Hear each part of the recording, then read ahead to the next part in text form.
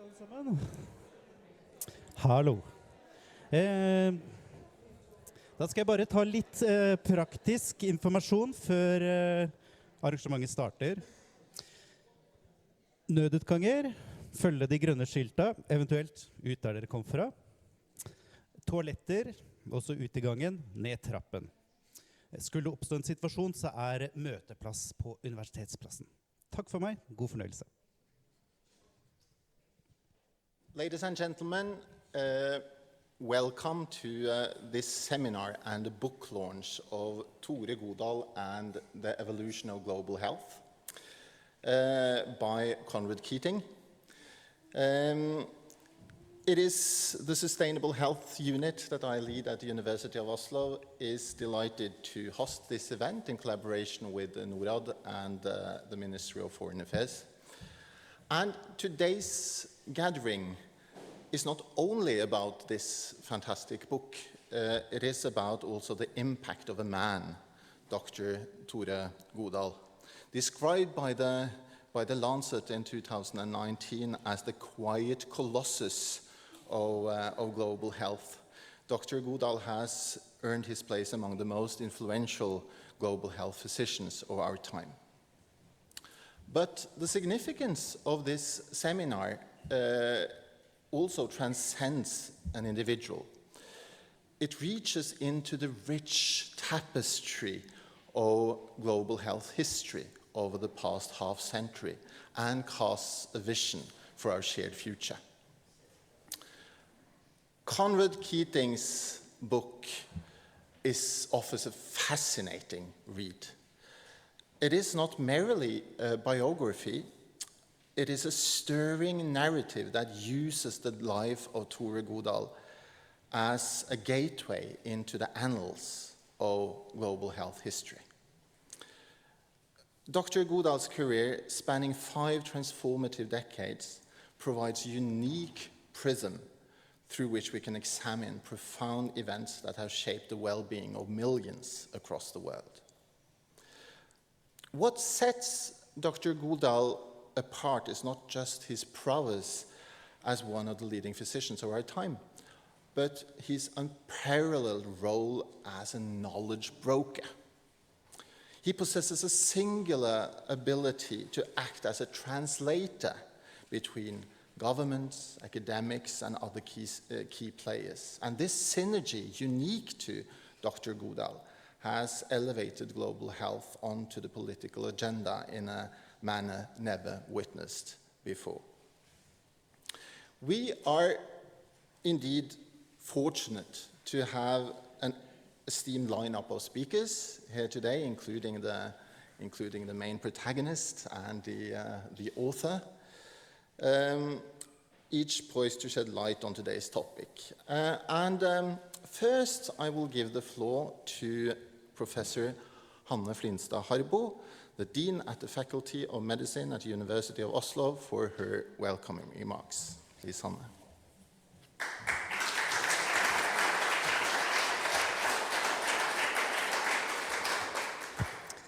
So, dear all, as the Dean at the Faculty of Medicine here in Oslo, I extend a very warm welcome to all of you, attending in person or via our live stream. As Eivind, my best colleague, says, this event is a collaboration between the University of Oslo, and we are here in the great hall of the old library of the university. And we collaborate here with the Norwegian Ministry of Foreign Affairs and the Norwegian Agency for Development Cooperation. And it is, of course, a great pleasure to especially welcome Dr. Tore Godal and the book author, Conrad Keating, as well as distinguished attendants from the Ministry of Foreign Affairs, the Ministry of Health and Care Services, the Red Cross, NORAD, Partnership for Maternal, Newborn and Child Health, NORAD, as well as a student representative here from the University of Oslo. In the introduction of the book, it states that Dr. Godal's 50-year career provides insights into profound events that have shaped the health and well-being of millions around the world. The author also quotes our former Prime Minister of Norway, Jens Stoltenberg, who in an earlier interview said that Dr. Godal is surely, after Fridtjof Nansen, the Norwegian who has saved most lives in the world. Thus, the book that is launched today is a history of some of the most decisive moments in the evolution of global health. We are also very proud that Dr. Godal is an alumnus of the University of Oslo. He has a medical degree from here and also a doctoral degree from this university. And in 1970, he embarked on research about leprosy in the newly established Armauer Hansen Research Institute in Ethiopia.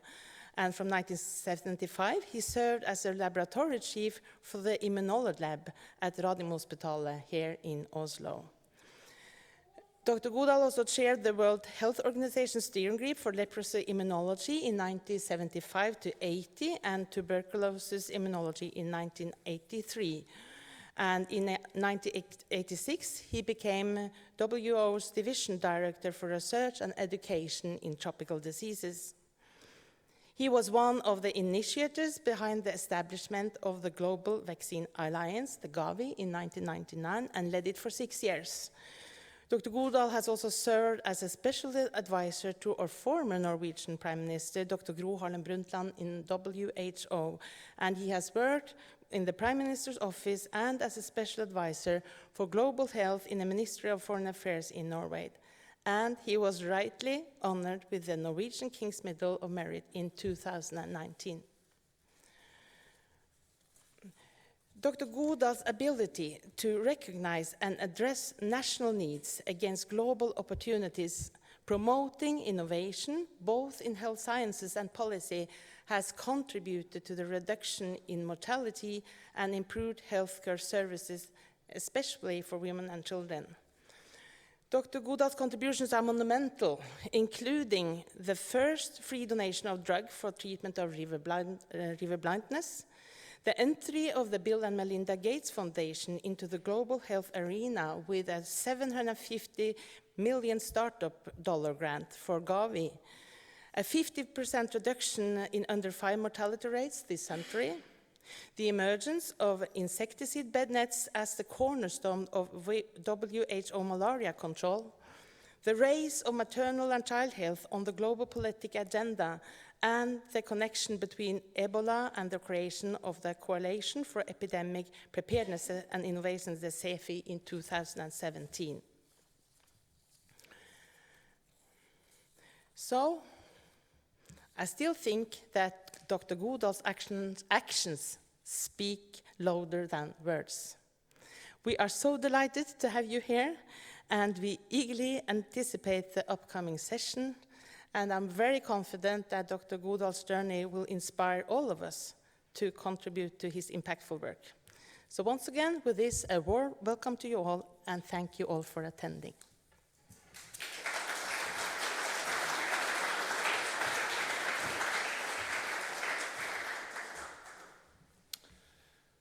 It is now my privilege to introduce the first of our 2 fireside conversations.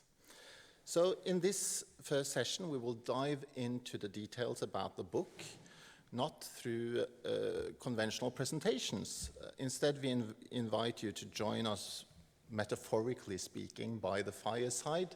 We don't have a fireplace, unfortunately, for a personal dialogue with the author and the main protagonist, Dr. Godal. And I will now give the floor to Anne Bergh, Secretary General at the Norwegian Red Cross, who will lead this panel.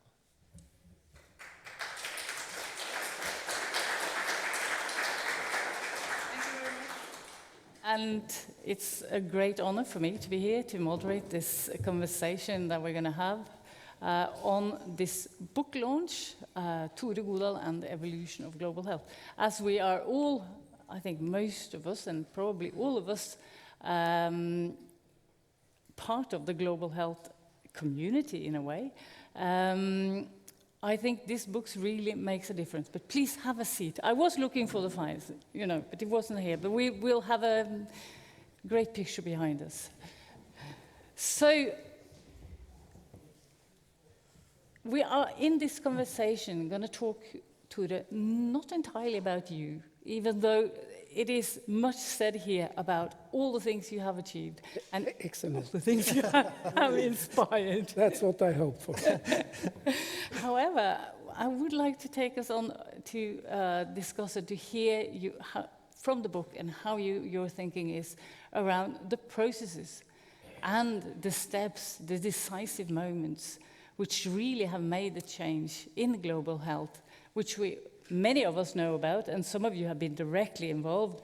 We have Helga Fogstad here on maternal child health. She's been very much involved in the history here. So we have many people here. John-Arne is here. Many people have been part of the history that we're now going to talk about.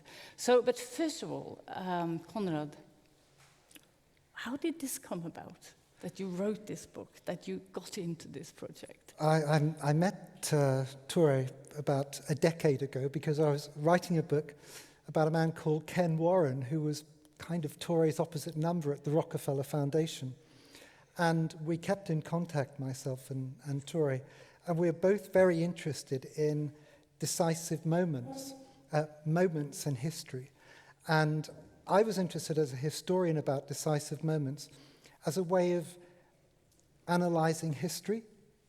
And we wanted to see if we could tell the story of global health, of the coming together of these assemblages of people, bringing together the right people at the right place at the right time.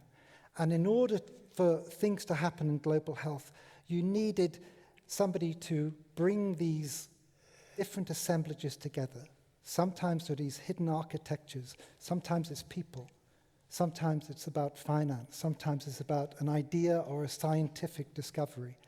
And we thought this would be a wonderful way to try and tell this complex story of global health through decisive moments, analyzing them. And Tore was involved in many of these and indeed responsible for many of these decisive moments.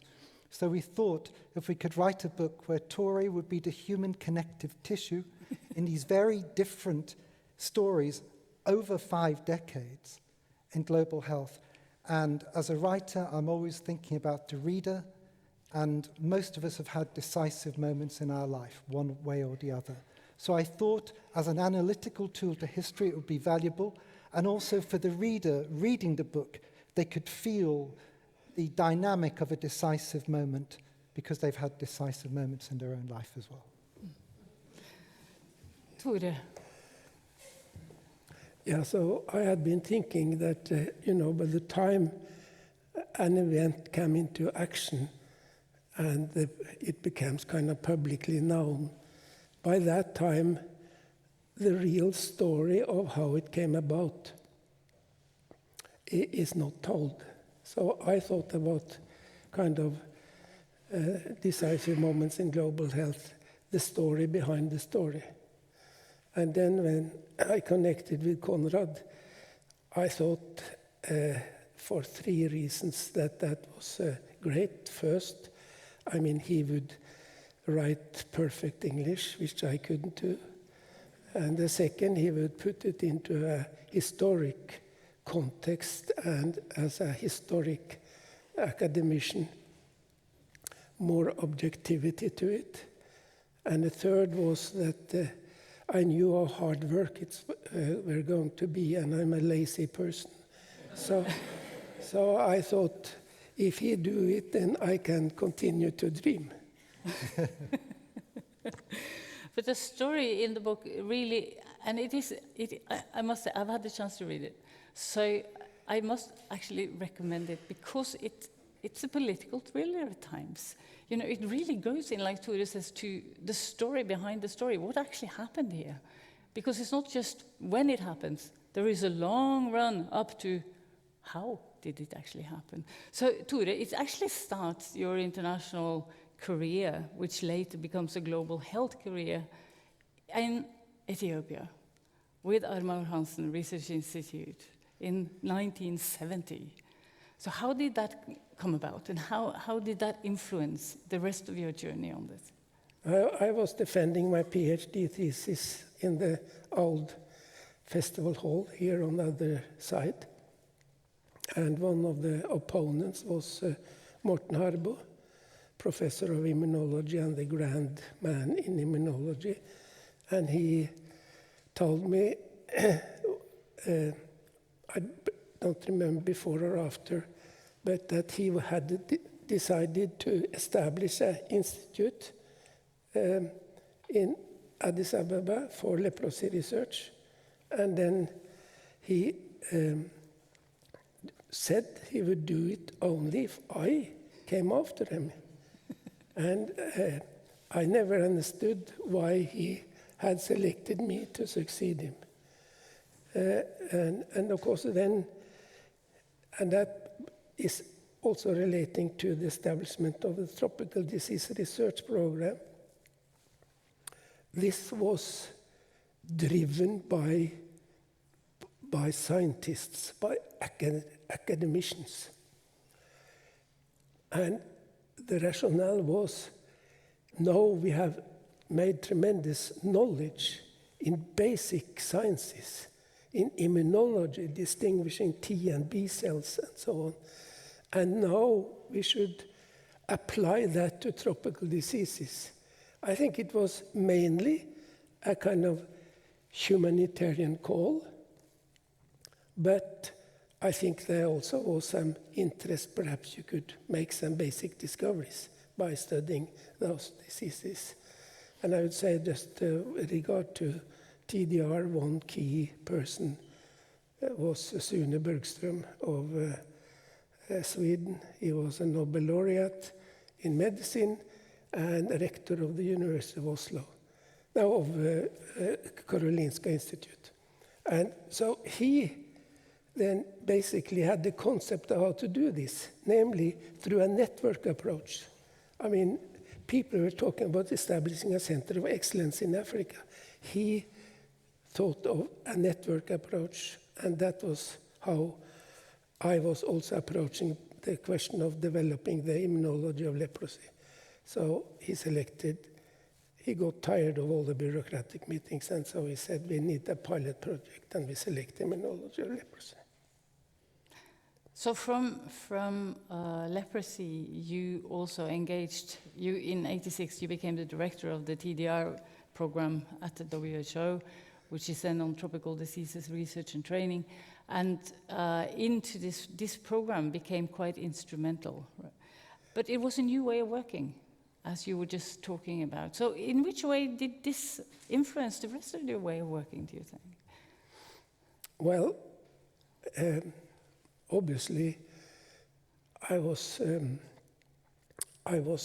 preoccupied by finding ways in which science could be applied, and that required big randomized trials often.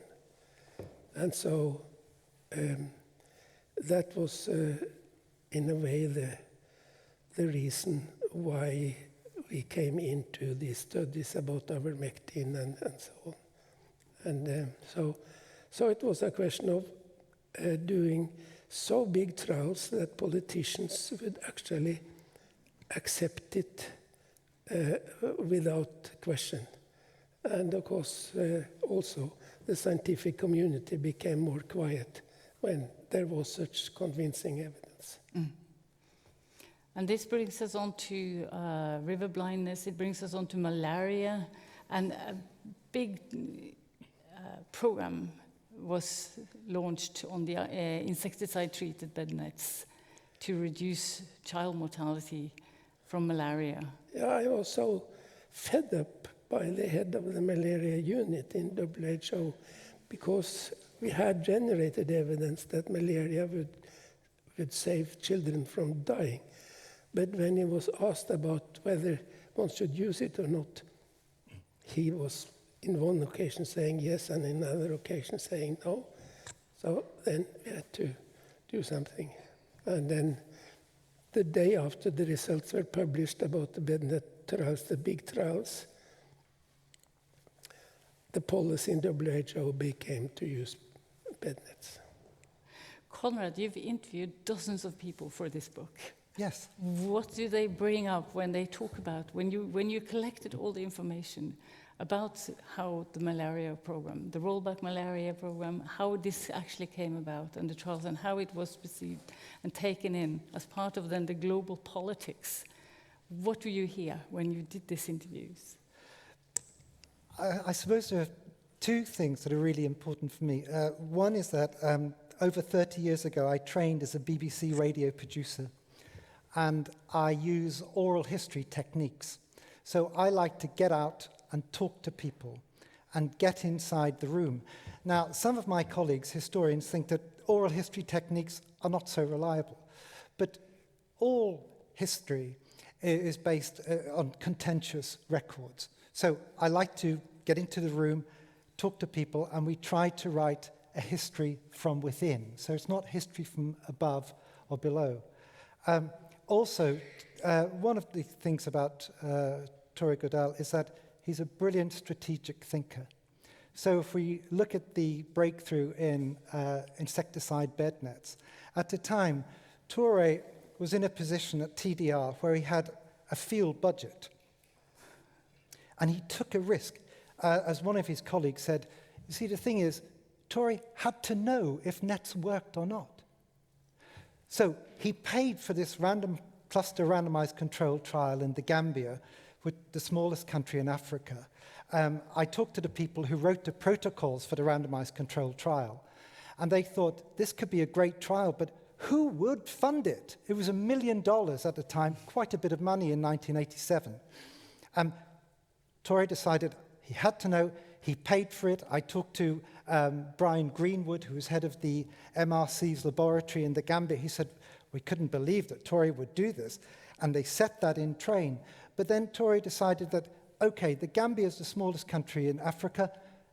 I have to see if these nets can work in the really hot climates of West Africa and Burkina Faso and across the African continent. And he paid for another 4 very large randomized controlled trials. And that gave the persuasive proof, mainly for Tore's belief, but also for people and scientists, and of course for the people who are actually suffering from the disease. So that was a really important one. And the other randomized controlled trial that, of course, Tore paid for, although Tore is a quintessential scientist, he loves to work with social scientists.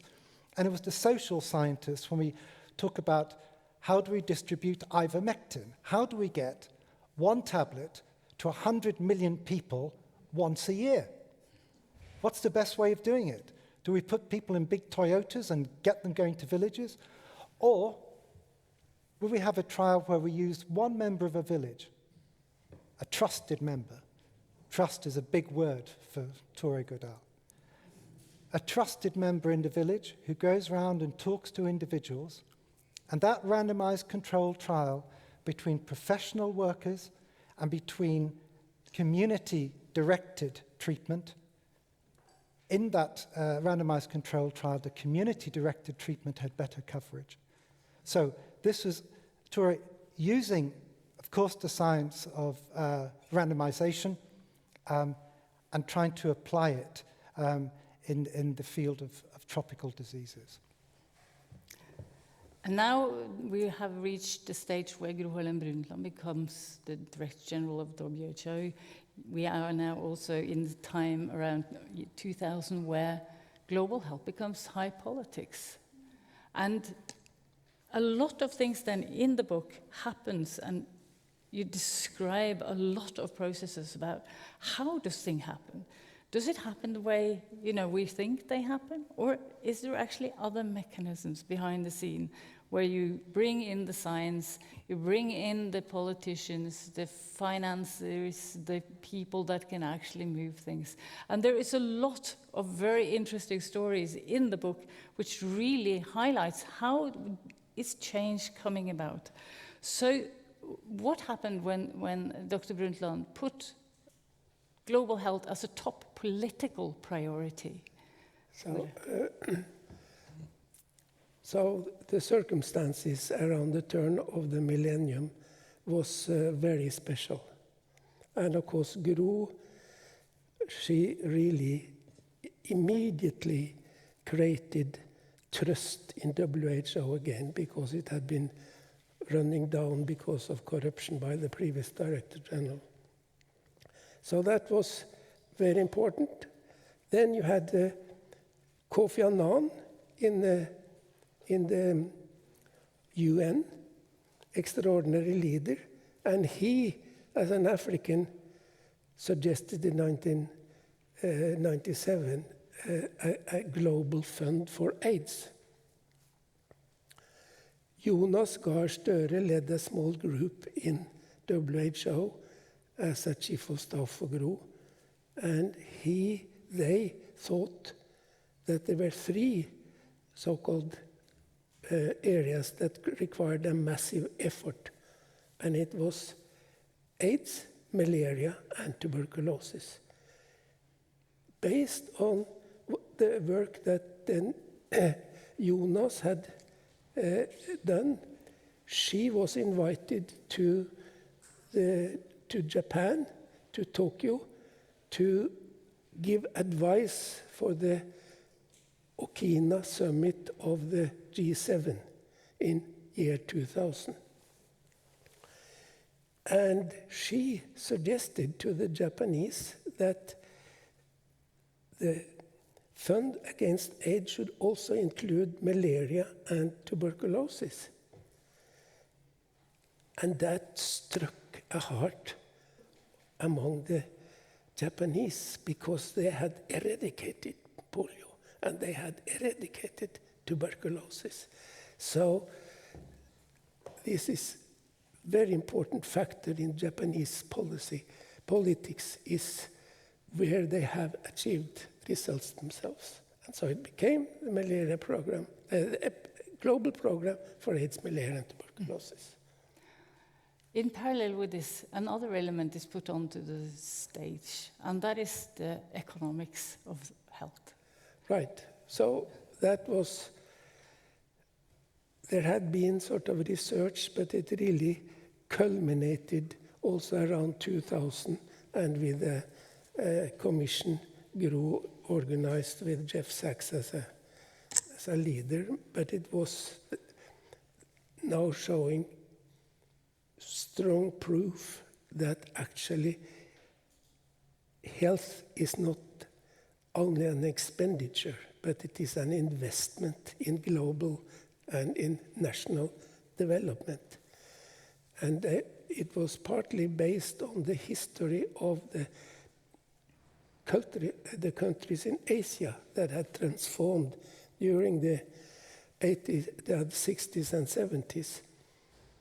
And David Bloom, the professor at Harvard, they had an article in the Science, and it is called The Health and the Wealth of Nations. And he claimed there that it was 30 to 40% of the reasons for the economic growth was due to investments in health. And so then, by that time, really, global health became the hottest area in development. And there were additional factors. NGOs were very important in relation to the fight against AIDS. And Kofi Annan had also, he took the risk of presenting directly to the Millennium Summit of Heads of State the proposal of 8 Millennium Development Goals. So he bypassed the General Assembly. He had recruited some experts into his office. And then, of course, 3 of those 8 was related to health. And finally, I would say that the private sector, in terms of philanthropy, came in a very unusual way. Ted Turner gave $1 billion to the UN. And as you referred to, then Bill Gates gave $750 million for then what became the Gavi program. So I would say the stars were in an unusual place And now is the challenge to see how, what stars, where, and so on can help create the same momentum. Or was it the stars, or was it just Tore Godal that was in the right place, Conrad? He was certainly always there, and I think it's his strategic brilliance. He's able to look at a problem and use it as a compass reference point to navigate what's needed in global health. And that's been his skill. Tore likes to have a science base when he's dealing with a problem, and he likes to have political traction as well. It needs to have a political appeal. It has to be set in a political reality. Global health is fundamentally a political thing more than scientific inventions. Of course, we need new discovery and we need new drugs. I think one of the things that worked out for me as a historian, and what I learned from writing it, was that rather than just looking at one big monolithic subject like the elimination of smallpox or the discovery of penicillin, when we looked at decisive moments, we could see how one decisive moment often fed directly into the bedrock of another. And the final chapter in the book draws the connection between the Ebola epidemic in 2013 and the creation of the Coalition for Epidemic Preparedness and Innovation, CEPI. And CEPI, of course, is headquartered in Norway, not in Switzerland, not in the United States. And that's an interesting thing. And the countries, individuals, philanthropic organizations, and pharmaceutical companies that were involved in Ebola were also the same entities that were involved in establishing CEPI. So this wonderful discovery that one can make through using the decisive moments that Tore and I are so interested in, and it can help us understand how the world works. I have two quick comments on that. One is that we learned, or I learned when I came to the Prime Minister's office, that when here is Morten Wetland, who is sitting there, who was the speechwriter for the Prime Minister, when the Prime Minister should make a State of the Union address on New Year's Day,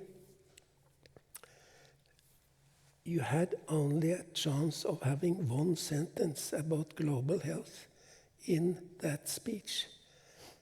So, in other words, one sentence had to make it so simple that it could strike the heart of people. Yeah, that's good. And of course, vaccination was one, at least at that time. And the other, when Solberg came on, became Prime Minister, she said education of girls. And so, but it is possible, and that's my second point, that it is possible that it has had that side effect, that it has driven more specific issues, because they did, prime ministers, presidents didn't want to take on the health sector as a whole, or replace the aid professor. So it may be that a side effect has been that it has become unbalanced in relation to focusing on specific issues. I don't know. And the second thing is that you must not believe from this book that I have been involved in all these different events, because that is the events Conrad has chosen. So it's completely biased in terms of... Sorry, if I could, just a couple of things writing the book. I didn't know what, and forgive my pronunciation, janteloven. I didn't know about this. But it's certainly true that Tory doesn't like hogging the sunlight. And I think that what really drives Tory on is the policy, the programme. He doesn't care who gets the credit for it. And I think that that is, in terms of psychology, maybe it plays out to the Jantoloven ideal. Tory is certainly modest. He doesn't make electrifying speeches and things like that. He's a man of action, and he likes to bring others to the fore. He likes to start projects, and then he moves back into the background and moves on to something else. The other extraordinary thing, when I went to see Jens Stoltenberg in Brussels, the first thing he said to me, he said, Tory Godal is the most expensive Norwegian in history. He persuaded me, Parliament, and the Norwegian people to spend billions of dollars on maternal and child health. And he said it's been money well spent. And one of the very interesting things about half the book is to do with Tory's contribution to global health and leadership and anonymity. And half the book happens after his first and enforced retirement. So since that period, he has been the first CEO of Gavi, the Global Vaccine Alliance. He was the political advisor on global health to the Prime Minister and to other politicians. He helped invent a new funding stream at the World Bank and much more besides. And it just shows you that your contribution that you can make to society is not governed by your age, but it's about finding yourself and being able to come up with something that people think is valuable and worth having. And that's certainly something that Tory has done throughout his life.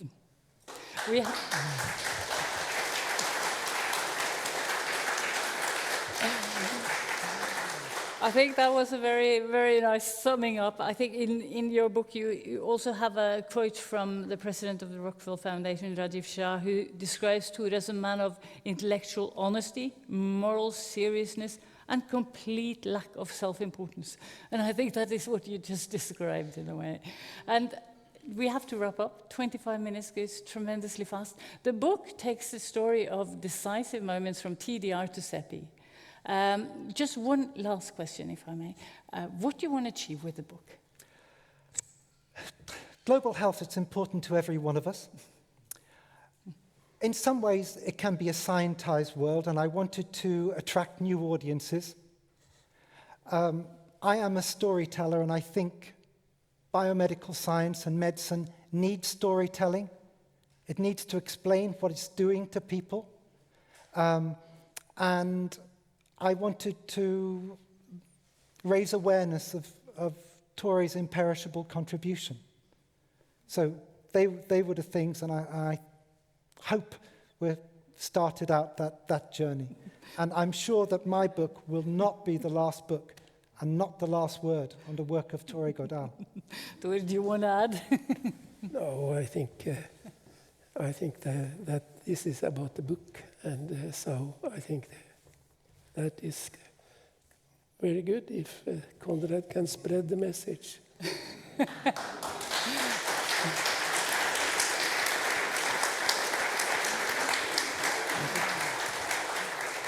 Thank you so much. Thank you for the conversation and for sharing. And Anna, congratulations on your book. Thank you so much. Thank you. Thank you so much for this extremely interesting conversation between brilliant storytellers. And I think we are all now very inspired to go home and read about this fascinating and important history in depth. But today we are also honored to have with us two representatives from the Norwegian government, a presence that also underscores the significance of Dr. Godal's influence. Bjørg Sandkjær, State Secretary at the Ministry of Foreign Affairs, and Ellen Rønning, Rønning-Arnesen, State Secretary at the Ministry of Health and Care Services. And I will now give the floor to them for their remarks.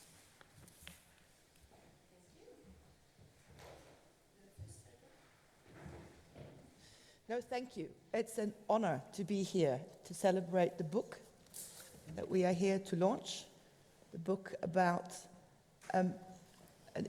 decisive moments in history, and a man who is very modest in his own role in making sure that those decisive moments took place. But it's great to be here to celebrate your achievements as well, Tore. And looking at the acknowledgement section of the book, I think it really proves and shows that there is only one Tore Godal. The people that you've spoken to, Conrad, shows the breadth of the work of Tore and his network, from well-known politicians, other top policy entrepreneurs and diplomats, to scholars and researchers. People from civil society, people from the whole breadth of global health and beyond. And the list of people that know Tore is long. When I travel in the role that I have now, I can testify to the fact that everybody knows Tore, and they ask about you, Tore, and they ask, have you retired now? And then when they ask me that, I quote what you told me a few years ago when you were asked about retirement. I think this is when Tore was at the Ministry of Foreign Affairs and I was working at NORAD. And you said, yes, I have retired several times.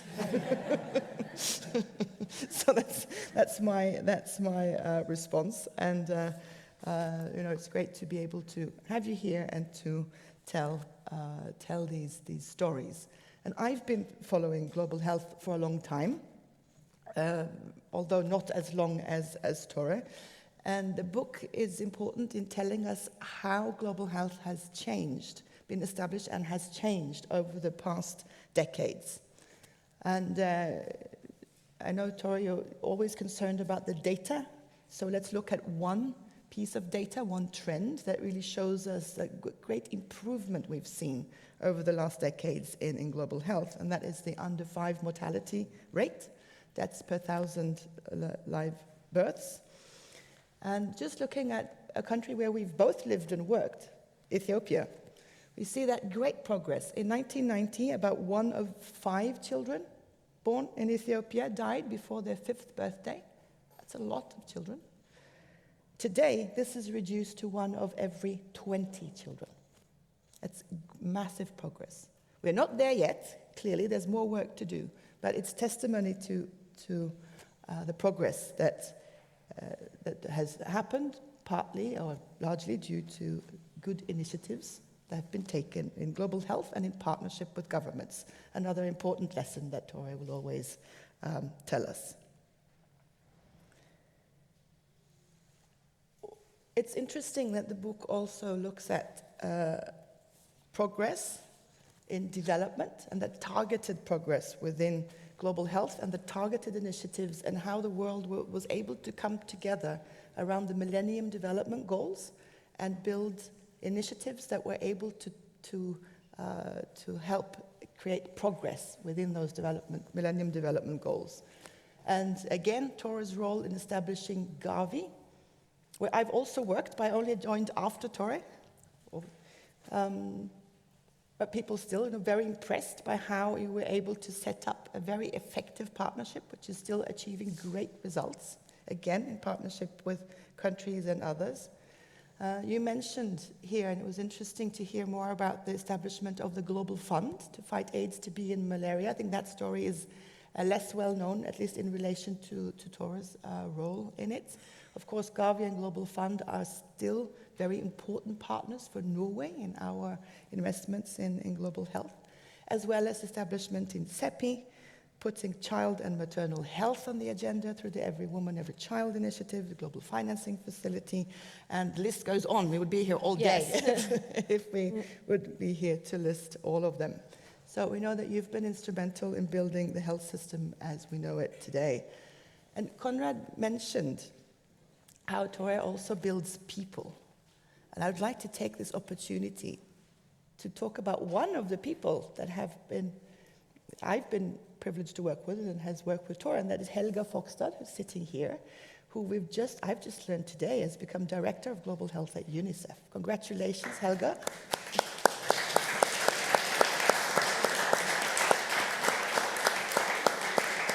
It's a great achievement, and I think I haven't discussed this with Helga before saying this, but I think it's fair to say that this is legacy or following in the footsteps of Tore.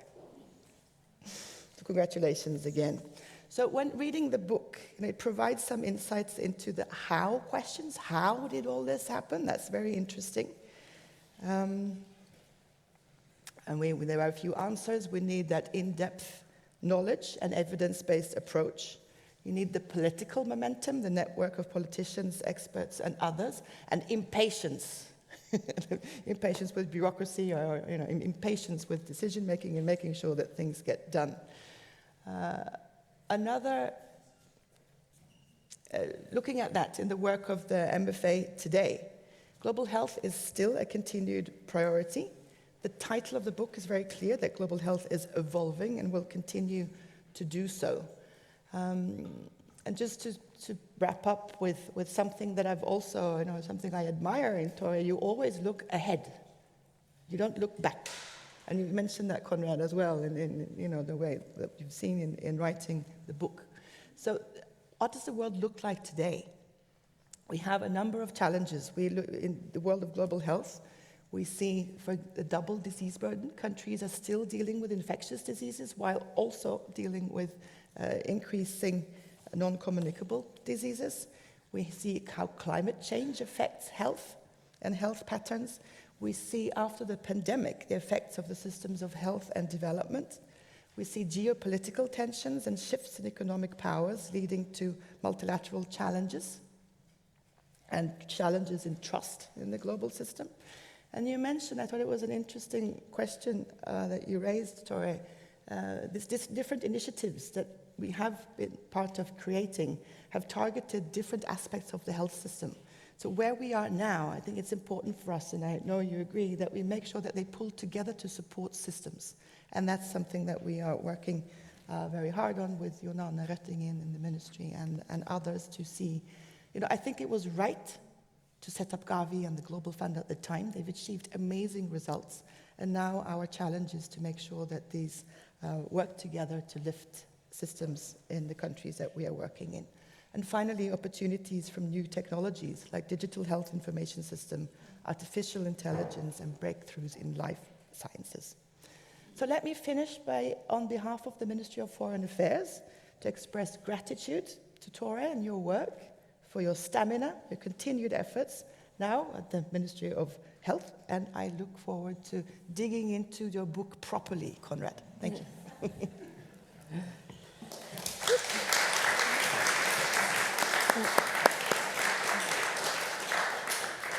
So thank you, Bjørg, and dear Tore, and dear colleagues, I dare say, in the field of global health.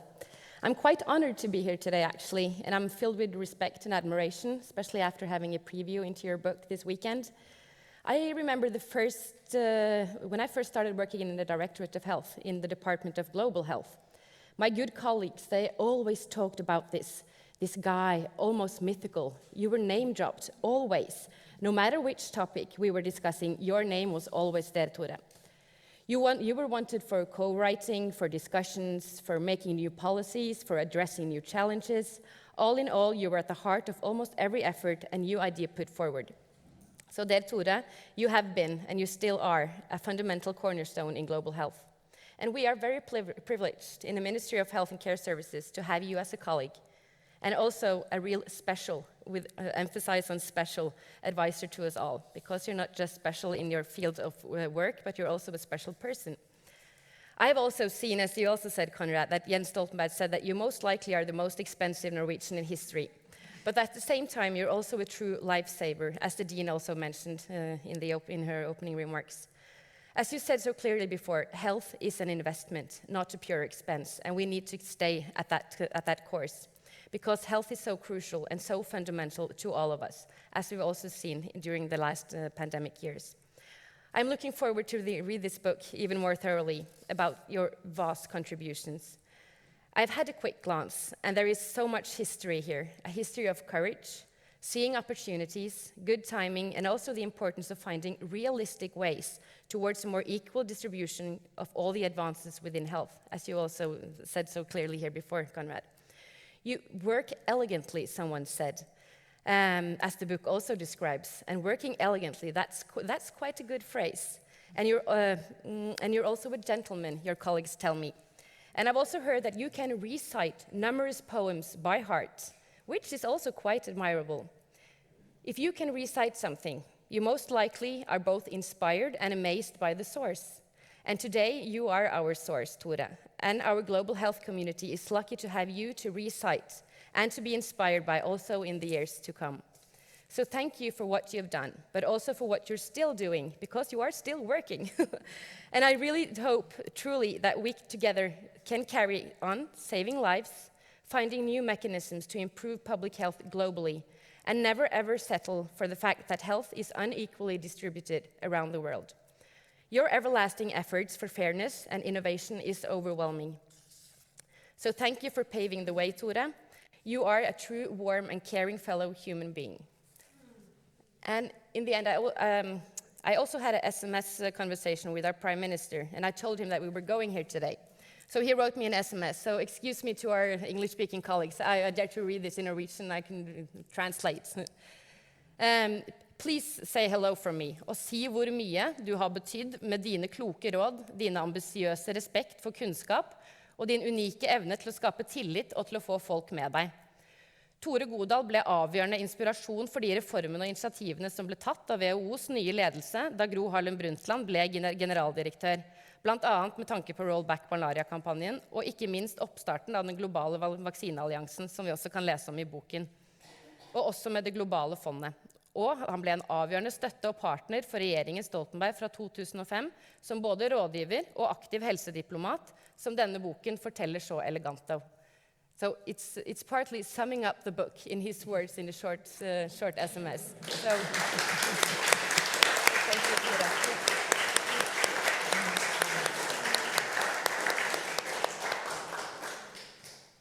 Thank you.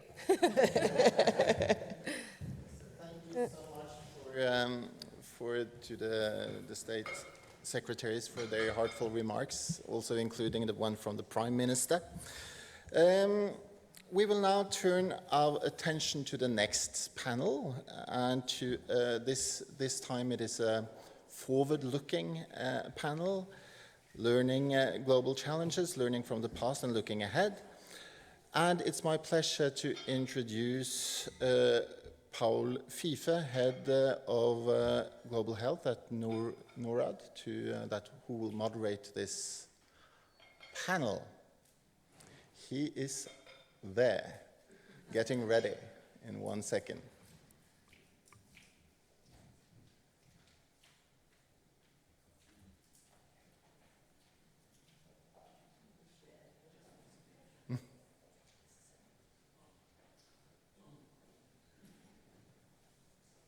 There he comes. Please, Paul. Thank you.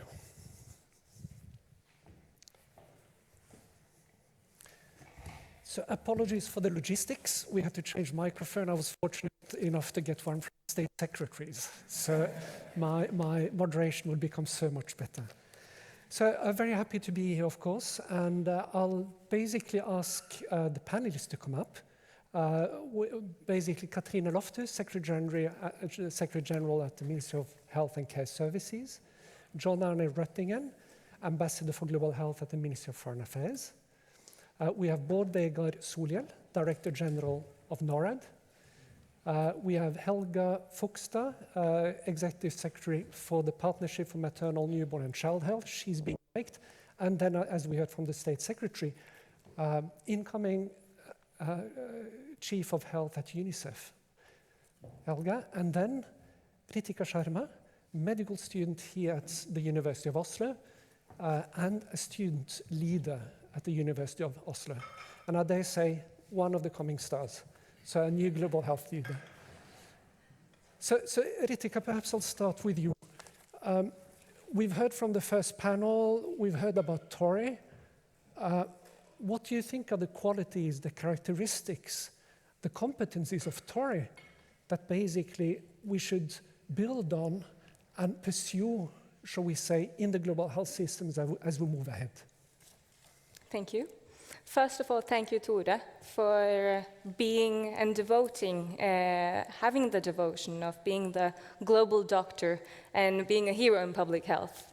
I'm truly inspired by all your achievements, and it's a pleasure to be here today celebrating you. So I would like to highlight 3 main competencies, which I believe have been important for Dr. Godal and his process in global health. The first one is an adventurous nature, which I remember I heard Dr. Godal mentioned at the NORAD conference in 2013 as being a main factor for him going opposite direction than the original plan of becoming a clinical doctor in District Norway.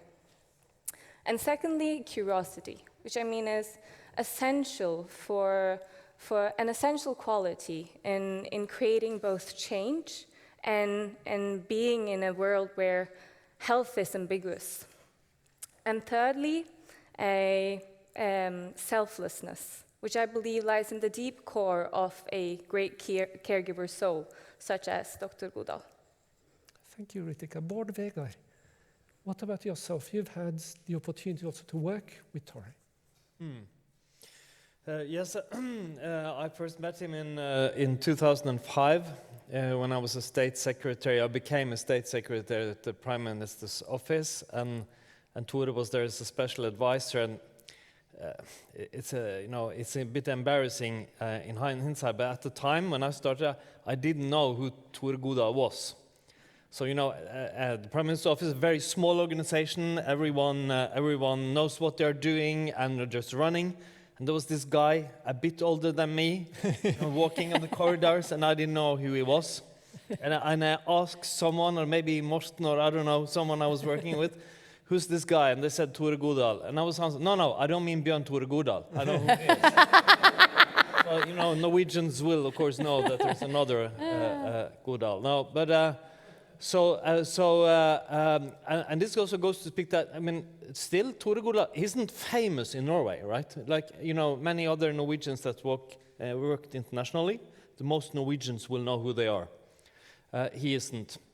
What I was most impressed by in those years, and even more so today, maybe 2 things. First, and I see this is also in the book, so you can read more about it. It's what I call, when he says a great thinker and so on, he's also very operational.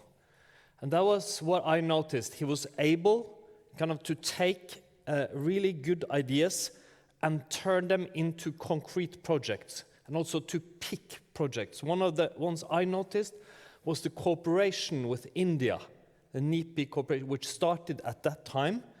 And where he was able to use, that he was working close to the Prime Minister to build a relationship at a very high level, and thus to get started a cooperation that has had a massive effect in the country in the world which still has most extremely poor people. The other thing was an ability that I didn't kind of see it for. It was the ability to influence people efficiently. There's one meeting that an episode I didn't know about, but it's in the book also about Jonah, or the Prime Minister, and some other people are able to set up a meeting between Jens Stoltenberg, who's the new Prime Minister, and Tore Godal. And it turns out, according to the book, that Tore Godal is in a quite short time able to influence him to really get an idea of this is a big opportunity, which I would say is impressive, because many people are trying to impress Jens Stoltenberg with new ideas, I think. So you got to be quite good then. And just to sum up that, I also noticed that Jens Stoltenberg is quoted in the book saying that it's the most expensive Norwegian in history. I don't agree. I don't think Jens Stoltenberg even agrees. I would say that Tore Godal is the most cost-efficient Norwegian in history, probably. Because no one has had as little money and created as much global effect. That could maybe be a good way to put it. Yeah.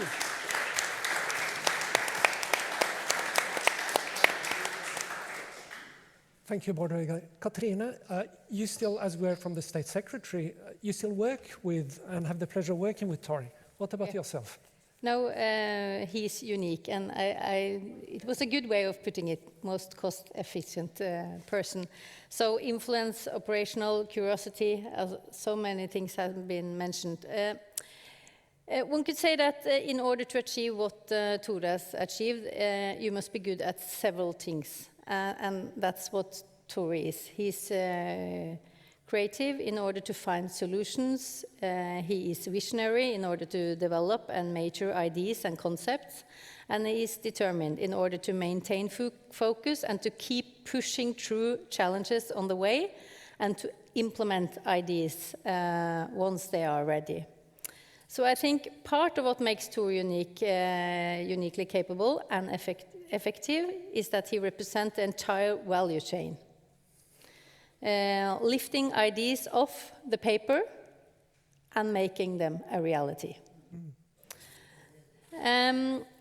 But even though Tore himself is great at many things, Tore's achievements have become great also because he's good at creating solutions with other people.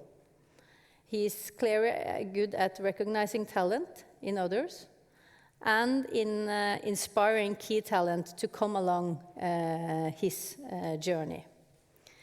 And I think Tore likes adventure and has a great deal of curiosity, as you mentioned.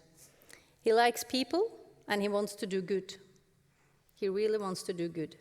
His ideas have been about doing good for other people his entire life, I think. And everywhere I go, people know Tore and they speak of him with a smile. And then you can say that Tore, he has managed to be at the right place at the right time. But I think it's the opposite. I think part of what Tore has done is that he has created these moments. So he has, it has become the right place and the right time because of Tore. Tore, thank you for being an inspiration for all of us, and it's really a pleasure to work with you every day. That's great.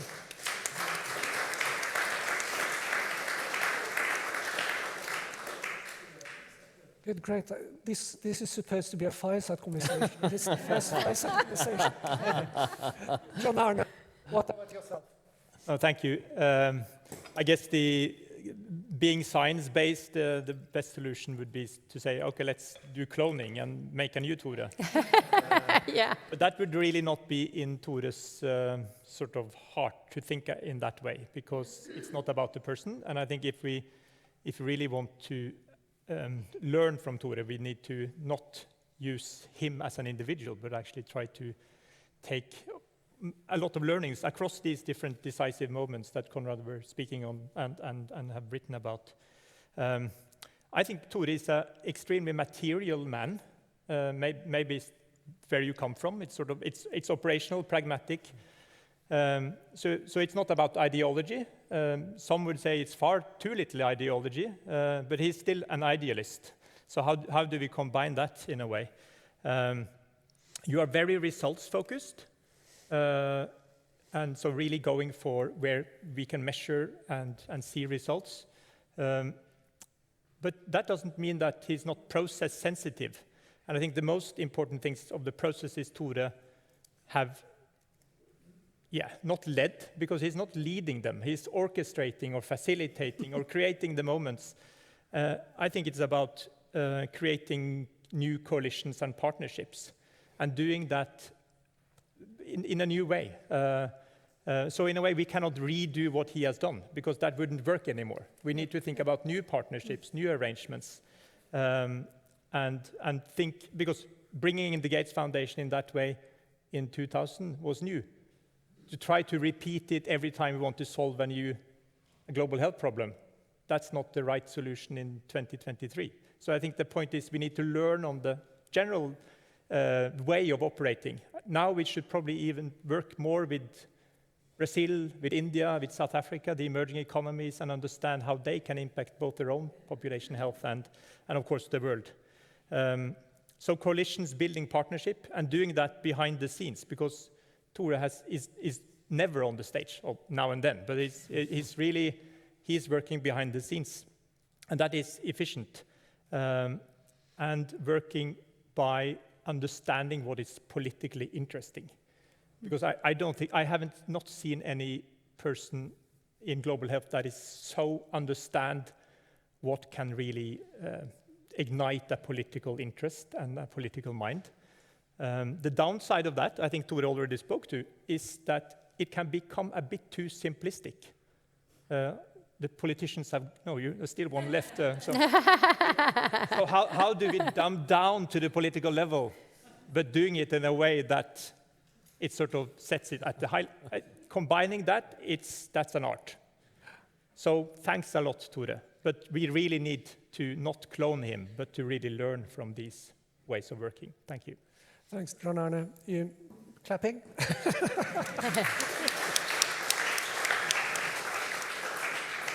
So, as you can see, Tore is not on the stage now, but he'll have the pleasure, or perhaps we'll have the pleasure and honor to listen to his, shall we say, wrapping up, and perhaps advice, who knows? Tore is well known for being extremely sharp in his summing up and next steps looking forward. So, Helga, the work partnership was mentioned, and you lead a partnership with more than 1,000 members, at least counting at least, so perhaps more now.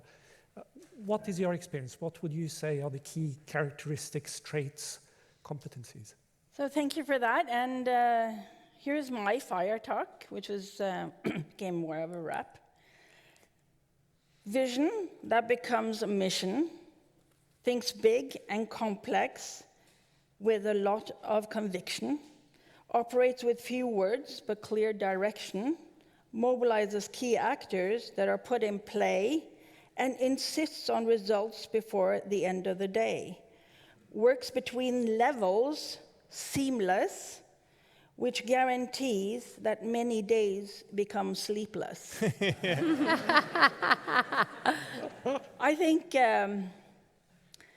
it's interesting because his comparison to Nansen makes me actually think of not only Nansen, but Heyerdahl, Amundsen, Ingstad, and I mean, just take Heyerdahl. He could not swim despite coming from Larvik, and takes to the raft and proves a point and crosses the big oceans.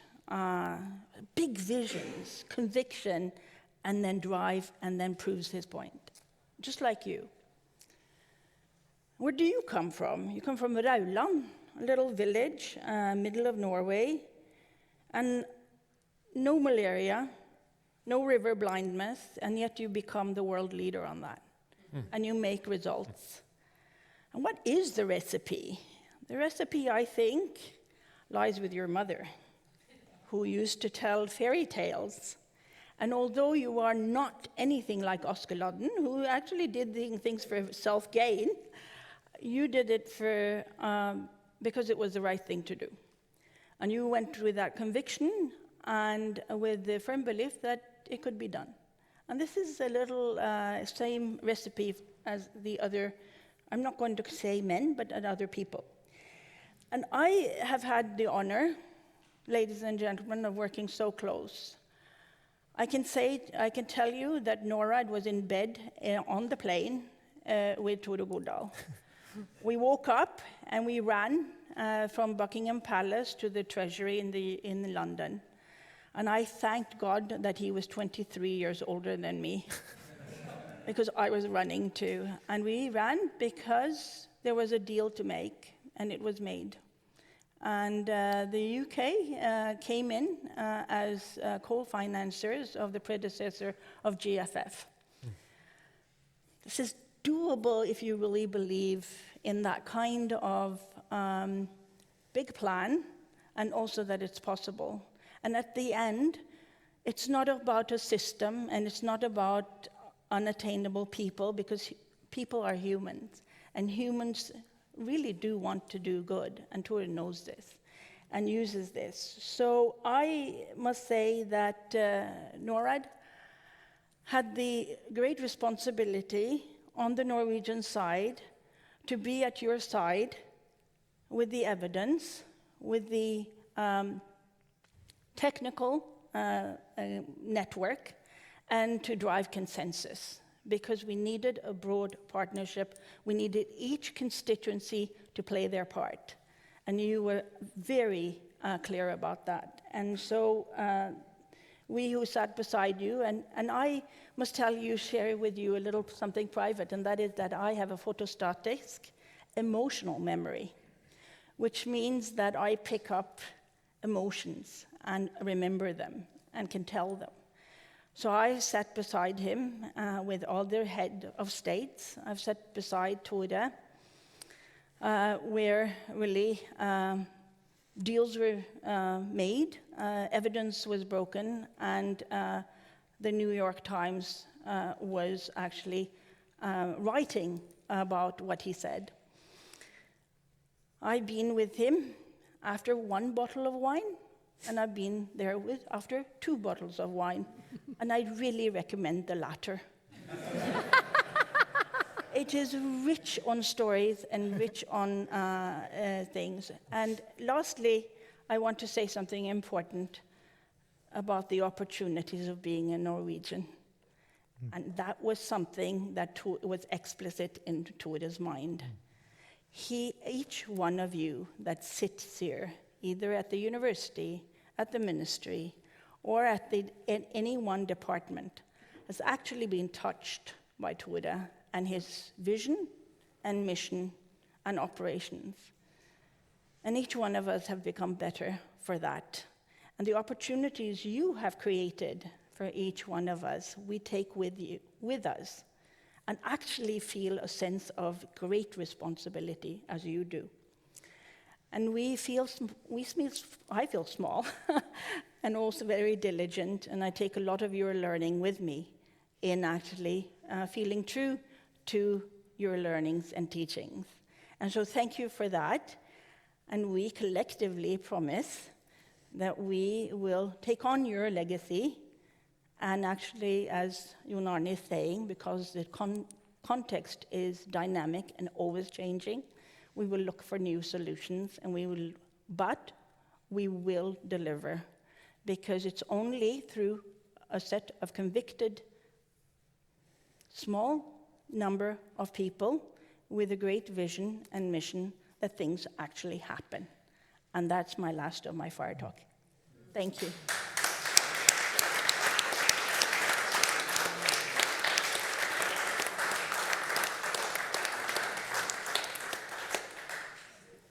Yeah, I think this was a personal, shall we say, interventions. The only bad news, you've infringed on the next round of questions, time-wise. But, I mean, let's get serious also. I mean, Conrad, thank you for the book.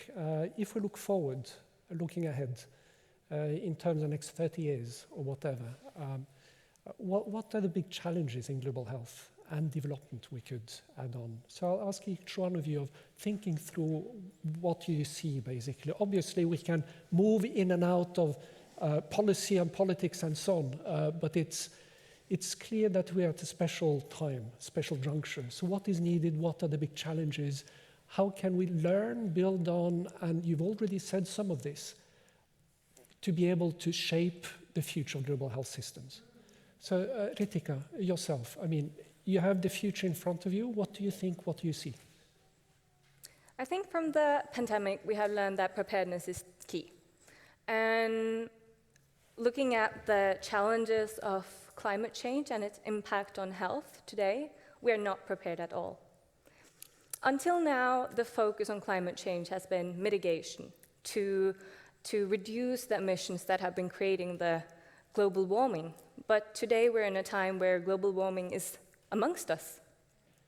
And we know that the health consequences of global warming there are several consequences. For instance, an increase in infectious diseases in newer areas, and the highly adverse impact it has on cardiovascular diseases, and also to mention the uncertainty that it has been creating on the young people and their future.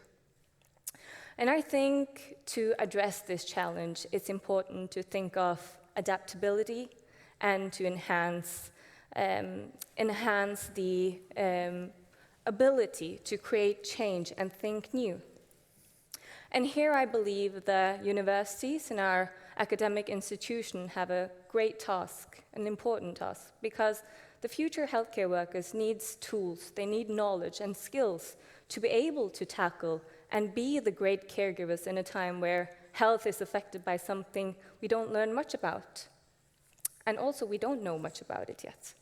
So therefore I think that academic arena needs to develop and create opportunities for the upcoming students, for the upcoming healthcare workers to actually be able to create a change. And here I think we need to focus on multidisciplinarity, to be able to do inventions and share knowledge and skills on a global level, not only international. Thank you, Ritika.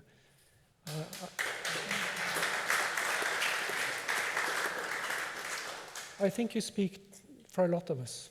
So, I mean, it's totally heard. And Helga, I'm coming back to you, basically. If you could say, what is the big challenge ahead? What do you think is?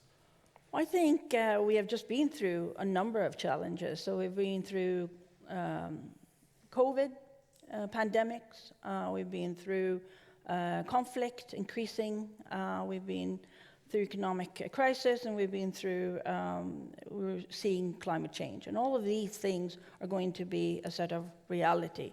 So I think it has to do with our financing. I would very much look at that. We do not develop parallel or simultaneous, but look at how to solve and build systems that can tackle these challenges, actually. And so my two focuses would be here to look at financing, but how to build systems that can actually then tackle these health challenges that cut across sectors. That would be my focus, really. I think that is really key. Thanks. So Tore, in his particular way, said, enunciated a problem as a question. Perhaps one has been, too issue-focused, too issue-specific. You're talking about systems. So getting that balance right, it's clear if one only does system, go to meetings and so on, it's clear any healthcare system or any health system need also to be specific enough to respond to needs. So Bård, Vegar, what do you think in terms of what you see as the challenges? No, I was thinking a lot about this actually during the weekend while I was reading parts of the book, and also, seeing the room here, most people here knows a lot more about global health than I do. So, two things that are more, broader, and one of them is to echo what Ritika said here, because the progress we've seen in global health the last, generation or two. I think it's important to understand it's also been in an international environment of strong growth in many developing countries, of an international political situation, at least for the last 30 years, which has made cooperation possible, and also in an environment of democratization in many countries. So that's changing now, or has already changed. Growth numbers are much poorer in many countries, will be this decade. Cooperation more difficult. Democratization is being reversed according to many of the leading indexes. And of course then it's the great development destroyer, climate change. And I don't think people fully understand how it will affect everything in society in a few decades. One example, just to the least known, maybe most serious in many ways. So in 2-degree scenarios, and this is not 1.5, 2-degree scenarios, scientists say that as much as 2/3 of the ice in the Himalayas may melt. 2 billion people rely on that, those environmental services in their area. These are the most populated areas in the world. Imagine how that will affect public health, food production, everything, and maybe also be a more complex public health challenge. So yeah, that's one. And then another one, because Paula, I remember one of the first conversations we had in Norad, we didn't know each other when I started working in Norad, it was about this, and I was asking you, so why haven't we been able to do what we've done in global health, create very efficient, vertical institutions and progress in other areas like education and energy? And you remember you say, oh, that's complex, that's difficult to say. But maybe the other, what can we learn? I mean, because I think it's not only about Tore Godal, even though it's probably about some other things also. So what can we learn from that? And that, I think it's important to work more on. I became very proud on behalf of Norad's past when Helga talked about the role there. And many people here who have contributed are in the room, and it's very much a part of what we have been doing. But maybe also challenge ourselves a bit more on that. How can we make, systemic and fundamental progress also on other development channels where we haven't been as successful as in global health? For reflection, John-Arne, you had your hand up. Yeah, wanted to sort of comment on what Helga said, but can also link that to Bård Vegar's comment, because instead of focusing on a health issue or a more health sector specific one, I think the political environment we are currently having is very different. So it's less growth, but it's not only less growth in developing countries, it's definitely less growth in the high-income countries. And we have, and building on what we need from finance, thinking more holistically, the challenge is that more than 90% of development aid finance comes from 10 donors. So we are really far too much dependent on a few, and it will not be sustainable. I hope that still the growth will come back, but maybe, and most likely growth will be bigger in developing countries than in high-income countries. So how do we transition really thinking away from an aid paradigm and that we will solve issues by financing to actually a much more complex way of partnerships. And I landed yesterday from having spent 3 days at the G20 health ministers meeting.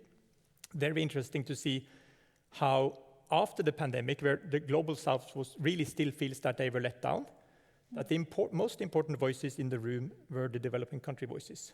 And actually, the European countries, the US, very sensitive to the positions and thinking of the developing countries, understanding that if they should achieve a consensus, that needs to be decided in many ways by the developing countries. So the compromise on the specific issues we discussed on vaccines, so coordination for vaccines, diagnostics and therapeutics and future work on that was brokered by India and South Africa and working on China and Brazil. And the rest were bystanders, to be honest, of course trying to facilitate and support. And then the remaining issue that everyone were concerned about is how do we bring along the rest of low and middle income countries, so the African countries, the South American countries, and Asian countries that are not the big economies and a part of G20. So sensitive to understanding that we need a much more inclusive way of working in global health, and that aid will be a diminishing part from a real material understanding of contributions, and we need to work in new intelligence ways of actually making impact. Thank you. Cathrine, you will have the last word on this. Okay, thank you. And so many things have been said. We have talked about growth and system that can tackle changes and finance and inclusive way of working, obviously important. In the world of health, we are now dealing with several challenges that are extremely difficult to overcome because they are rooted in the basic structure of our society. The health sector often has to deal with the negative effects of problems we have little influence over. For example, we still haven't been able to turn the arrows around on many of the NCD indicators. The global picture on NCDs is that the stress from NCDs on our health systems and societies will increase. The causes are interwoven with the way we have organized the society, the way we do business, the way we live, work and move, the way we produce our food, to mention a few. Another example that I mentioned here is the climate change. Many effects are already upon us. The effects of more extreme weather, of challenges to food production and access to clean water, of climate-induced migration, etc. These are already noticeable, but are going to intensity. And the causes are again structural. A third example is pandemic preparedness and response that has also been mentioned. Infectious outbreaks are likely to become more frequent, and as we have seen, agreeing on changes, as John-Arne talked about, that really make difference in pandemic preparedness and response are extremely difficult. The discussions become inseparable from other structural discussions about global inequality, differences over values, and global power struggles, including the war in Ukraine. So right now, it's easy to become a pessimist because of the number of large crises and how complex they are. So I ask myself, how can the health sector become a part of the solution? And I think the health sector is in a unique position to help preserve trust. And I think trust in society, trust towards decision makers, and trust among nations is extremely important. Nationally, we can be explicit about making priorities that benefit as many people as possible. We can be transparent, and we can be inclusive of as many groups as possible in decision making. And this is, to me, essential when we're talking on universal health coverage. And I believe that it's the best tool of the health sector to preserve trust. And if we look internationally, we can preserve trust by being transparent, by being predictable and reliable. And I think Norway is predictable and reliable, and by defending solutions that benefit all. We need to maintain the areas and institutions where we meet and discuss openly what global priorities should be. And in difficult times like this, making sure we have arenas to meet is one of our most important tasks. So I think we have to work with that in the future. Thank you. Thank you, Cathrine. And clapping.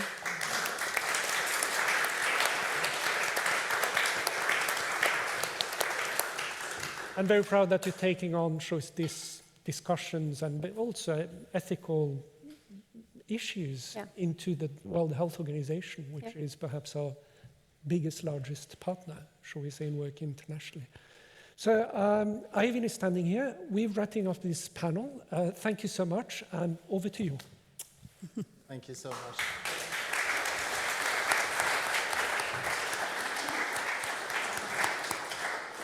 Thank you so much to Paul and the panel for these both your interesting reflections and also your personal endorsements. We have now heard about the challenges, important challenges. I think it's now time to turn back to the guest of honor, Dr. Tore Godal, for some final remarks. And listening to these challenges, these reflections, and to everything that has been said here today, do you see any opportunities? What kind of opportunities do you see ahead? The floor is yours for some final remarks. Please.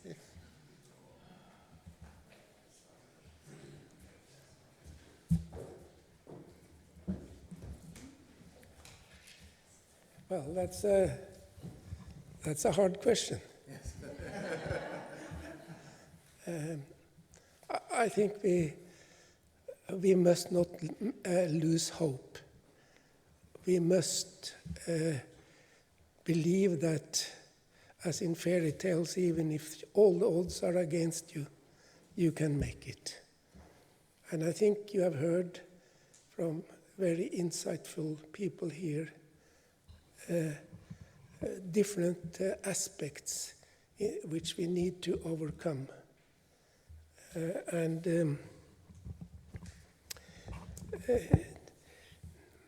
think that the challenge is if you try to attack something very complex, it may be that you have to search for something that is very simple, that actually shows the way of how to address the complexity. I don't know what that shall be, but I think that it is very important to, you need to have the insight into the frontier of science. You need to have the insight into the frontier of, what should you say, international and global intervention.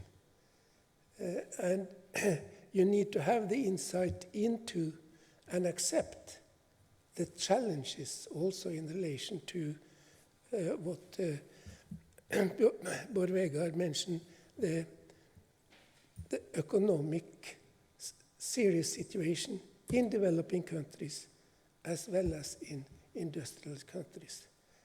So you have to always base things on a realistic analysis of where we are. And then, to me,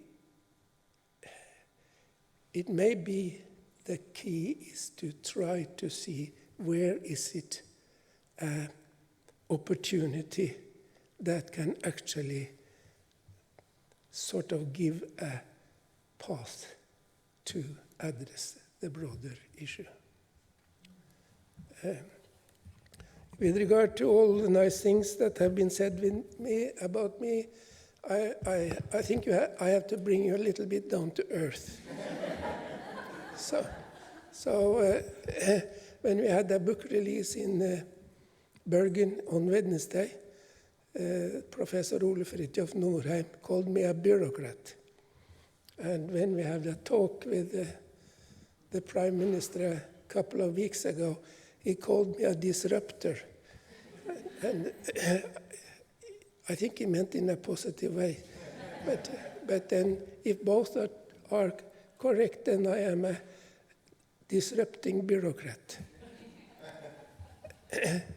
I would like to thank you for this really great opportunity and event. Also to, I think, the last of the last session is, of course, where we need to have the focus. And I think it is you have selected a very good place at this time, because here we have the knowledge. And you call it a fireplace talk. And here is the fire.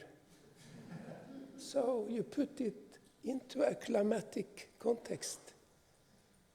And it's the heat from there. It's not from a small fireplace.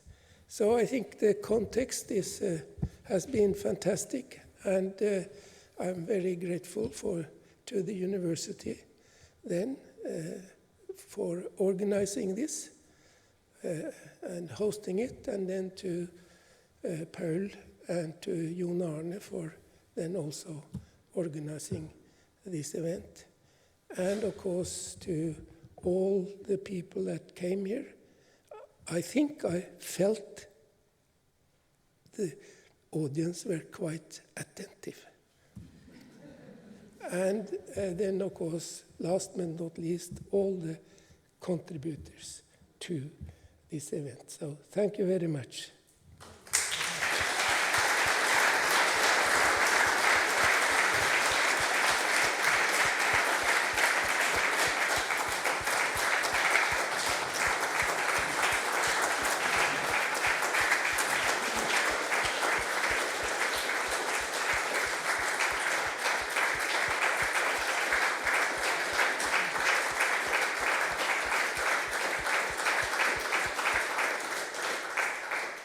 thank you so much for those final words. Thank you for everyone for attending. Thank you to the organizing committee also for organizing this. And now we will have a light lunch and some drinks. So please continue this interesting discussion over lunch. Thank you so much.